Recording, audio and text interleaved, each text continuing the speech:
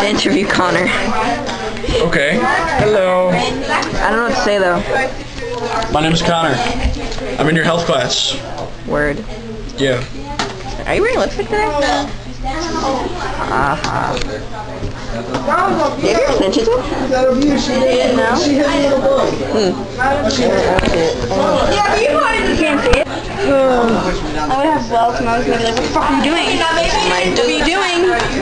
Nothing wrong. Don't inject up here though. You're not supposed to inject yourself with a stapler at all. Not stapling. You like it?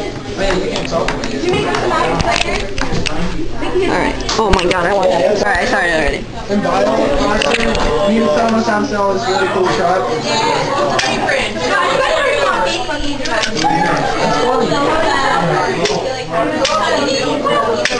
Is this like the new way to cut yourself? Fucking bitch, I'm not doing this anymore. We should connect the dots.